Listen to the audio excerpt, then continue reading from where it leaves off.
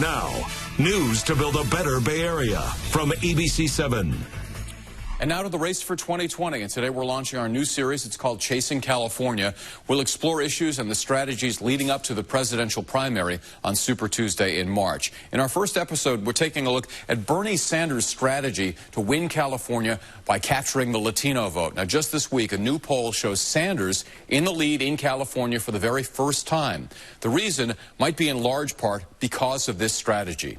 ABC7 News reporter Liz Kreutz and producer Silvio Carrillo followed Sanders to Fresno to explore why.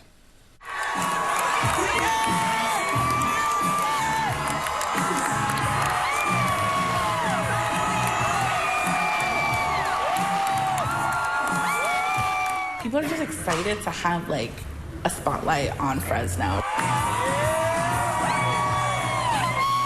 It's not the sexy San Francisco, or it's not the sexy LA.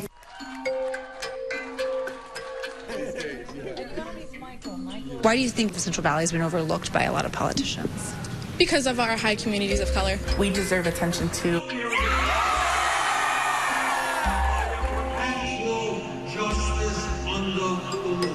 That candidate who wins California has an excellent chance to win the nomination. We're here in Fresno because Bernie Sanders has his very first rally here in the Central Valley. It's kind of a big deal that he's campaigning here.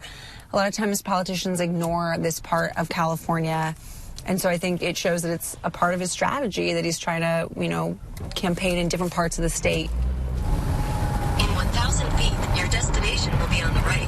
So right now we're on our way to a coffee shop to meet with a community organizer here in Fresno that's super involved with get out the vote efforts, especially among young people and Latinos. So what does the youth Latino vote look like right now here in the Central Valley? Across the 7 counties that make up the Central Valley, we've seen the largest turnout of young Latino voters. In the midterms last year, there are a lot of young people, young Latino voters, young Latinx voters, but we exist at the cross-section of many identities. We've had, I think, over 3,000 pre-registered young people who are just ready to vote.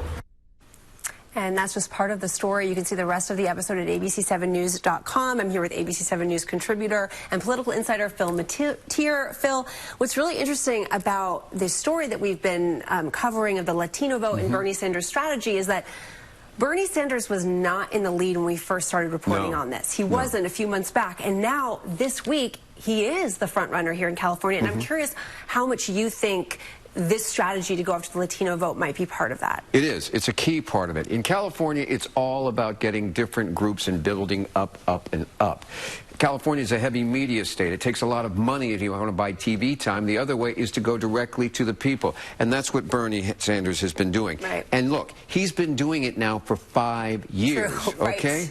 He ran last time, and he never stopped running. So he has continuously been running. This isn't his first time in the Central Valley. He's been there. He's come back there. And it's not his first time with Latino voters and younger voters. He's been there as well. So unlike the other candidates that dropped into this race or got started a year ago or two, Bernie Sanders has been moving. He's got the operation, and he's on the ground in the Central Valley. And it's interesting because you could say, hey, all these voters know Joe Biden. We know him. But Bernie Sanders and that's really why Biden is up there as well. He is, but he has not campaigned he is up there in the polls, but he has not campaigned in the Central Valley yet, and that's, of course, a unique thing that Bernie Sanders and only a few other, I think no other candidate that's still in the race has been to the Pete Buttigieg has been to the Central Valley.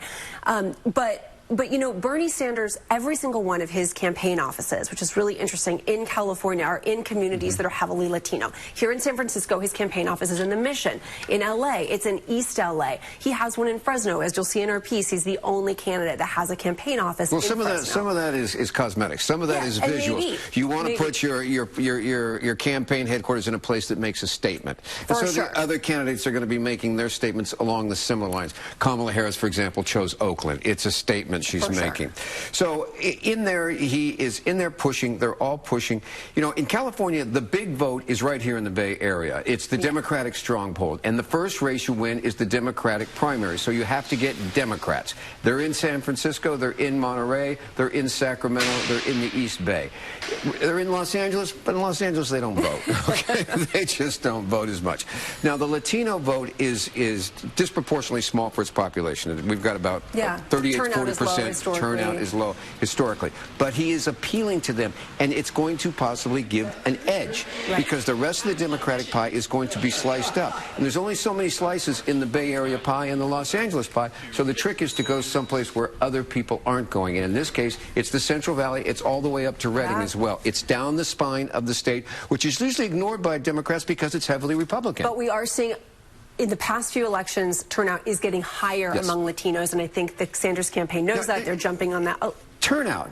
You need enthusiasm for turnout. Now, you spoke with the younger people and the people working in the Central Valley. What is it about Bernie Sanders that they're enthusiastic about? Yeah, because you would think Latino voters might see an old white man and not want to vote for him, right? So we asked these young people that question, and at the end of the day, they are very much drawn to his messaging. They are drawn to his policies. They like his healthcare policies. They like his, affordable college policies, right? So those are the issues. Obviously, we could dig into this for a very, very long time, and this is what this piece explores. We hope you watch it. It's on abc7news.com. We're doing these long-form pieces digging in to the political race. We have another one coming out next week that you and I worked on together about Bloomberg and his former strategy. mayor of New York, the billionaire. Yeah, who's back in California. We've got everything in this race, and they're all chasing to catch California. Totally. We've got women. We've got billionaires. We've got Bernie. We've got Biden. Yes. And the other candidates are still out there waiting to see what happens, and they might be coming back into the race. Don't count it out. It's very exciting. California really matters this time. That's why we have this series. You can watch Chasing California in its entirety on abc7news.com.